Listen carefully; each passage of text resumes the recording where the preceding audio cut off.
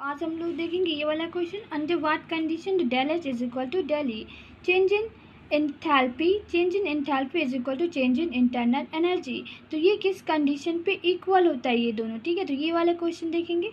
तो अगर आप इस चैनल पे न्यू हैं तो मैं बता दूं कि मैं इस चैनल पे LNMU गेस क्वेश्चन अभी मैं अपलोड करी हूँ for BSc part 2 chemistry honours student के लिए पेपर 3 के लिए। ओके, तो इससे पहले मैं गेस क्वेश्चन अपलोड की थी, उसी का मैं सॉल्यूशन बता रही हूँ। कुछ एक और क्वेश्चन का मैं बता चुकी थी, free energy is an extensive property ऐसे करके, ठीक है। तो उसका मैं सॉल्यूशन बता चुकी थी इससे पहले वाली वीडियो में।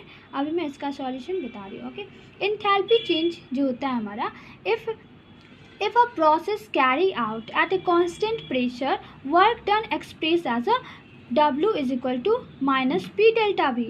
ओके, अगर मैं कांस्टेंट उस पर कांस्टेंट वर्क पे कांस्टेंट प्रेशर पे अगर वर्क का फॉर्मूला देखते हैं तो ये आ जाता है हमारे पास। ओके, कांस्टेंट प्रेशर मतलब P0 ले लेंगे। ओके, तो ये जो according to first law of thermodynamics के नियम के अनुसार क्या होता है, जो हमारा ये होता है इंटरनल एनर्जी होता है, U होता है, U बोले या इसको E भी यूज़ करते हैं। इंटरनल एनर्जी जो होता है हमारा वो मोड ऑफ एनर्जी ट्रांसफ़र के बराबर होता है, मतलब Q प्लस W के बराबर होता है। ये हमारा फर्स्ट लॉ के नियम से आया, ठीक है। According to first law E is equal to Q plus W। तो U इसको हम लोग U भी बोलते हैं और E भी बोलते हैं। तो यहाँ पे अगर हम लोग Q निकालते हैं तो Q क्या आ जाता है हमारा, E minus W।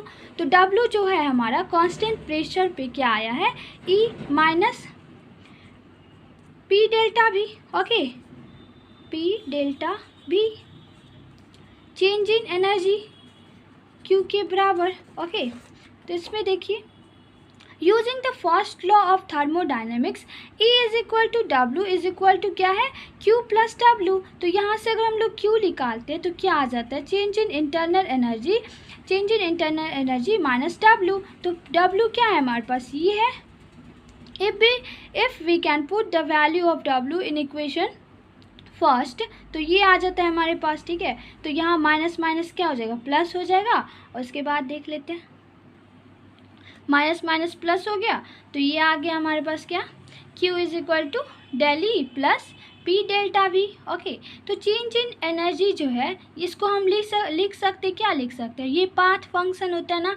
Internal energy सब जो है, इंटरनल एनर्जी वर्क जो होता है, ये वर्क और हीट जो होता है हमारा पाथ फंक्शन होता है, तो पाथ पे डिपेंड करता है। तो Q को हम लोग, ये क्या है हमारा पाथ फंक्शन है, तो E जो है हमारा इस पे क्या, किस पे डिपेंड करता है, स्टेट पे, ठीक है। इसको लिख सकते हैं हम लोग E2 से E2 minus E1 and plus P ले लिए, और डेल्टा भी जो है वो भी क्या है, वॉल्यूम क्या है, फिर वॉल्यूम को भी लिख सकते हैं हम लोग V2 माइनस V1। ओके, तो E2 माइनस E1 है, तो इसको फिर क्या करते हैं हम लोग, इसको P को अंदर मल्टीप्लाई कर दीजिए, तो ये आ गया PV2 और माइनस PV1। तो इसको अगर हम लोग अरेंज करते हैं तो ये हमारा जो फॉर्मूला आ जाता है वो हो जाता है इंथैल्पी के बराबर। तो Q जो आ गया हमारा, ये हो गया इंथैल्पी और ये भी इंथैल्पी, तो H2 माइनस H1। तो ये जो आ जाता है QP is equal to del H. तो QP क्या है हमारे पास, ये QP है the amount of heat supply at a constant pressure. अगर कांस्टेंट प्रेशर पे हीट जो हम लोग सप्लाई करते हैं तो वही हमारा QP है यहाँ पे। तो QP आ गया डेल एच के बराबर। तो क्वांटिटी E प्लस P भी at constant pressure is called enthalpy. Constant pressure पे इसी को बोलते हैं हम लोग इंथैल्पी। तो इंथैल्पी का फॉर्मूला आ गया हमें, बस ये आ गया इंथैल्पी का फॉर्मूला। अब यहाँ पे En क्या है, डेल्टा एन क्या है, तो डेल्टा एन की ये तो R हो गया हमारे पास गैस कांस्टेंट और टेम्परेचर हो गया T। तो डेल्टा एन अगर 0 हो जाए तो इस रिएक्शन में क्या होगा हमारा, डेल एच जो होगा is equal to del E के बराबर होगा। तो देखिए इस एग्जाम्पल अगर मैं बात करूँ, अगर मैं H2 plus hydrogen plus chloride, तो इसे क्या बनता है 2HCl।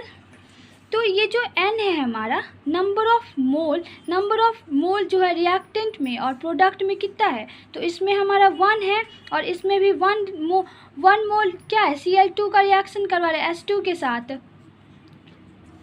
और इसमें 2 मोल ऑफ क्या बन रहा है हमारा, HCl बन रहा है, ठीक है, HCl बन रहा है। तो डेल N जो हो गया हमारा, N हो गया यहाँ पे टोटल क्या हो गया 2, और इधर प्रोडक्ट में भी 2, रिएक्टेंट में भी 2। तो चेंज इन प्रोडक्ट जो change in number of mole या मॉलिक्यूल, तो इसमें भी 2, मतलब रिएक्टेंट माइनस प्रोडक्ट में तो कितना है 2 - 2 = 0। तो ये अगर डेल N का वैल्यू हमारे पास 0 आ गया तो मतलब पूरा ये जो टर्म है डेल N RT ये भी टर्म क्या हो जाएगा हमारे पास 0। तो इस केस में क्या होगा डेल H = डेल E के बराबर हो जाएगा, ठीक है।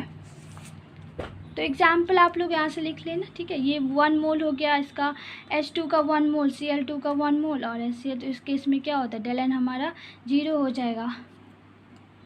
तो हो गया ये इसका सिंपल सा सॉल्यूशन। नेक्स्ट वीडियो में हम लोग देखेंगे इसका सॉल्यूशन, दैट PbCl2 ये क्या होता है स्टेबल होता है, PbCl2 बोलिएगा, SnCl2 ये स्टेबल होता है हमारे पास इससे, ठीक है। तो नेक्स्ट वीडियो में हम लोग ये वाला देख लेंगे इसका सॉल्यूशन। तो ऐसे तो मैं इसका सॉल्यूशन हाफ बता ही चुकी थी उसमें, जो मैं वीडियो अपलोड की थी गेस क्वेश्चन उसमें, तो फिर से हम लोग देख लेंगे। Thanks for watching this video.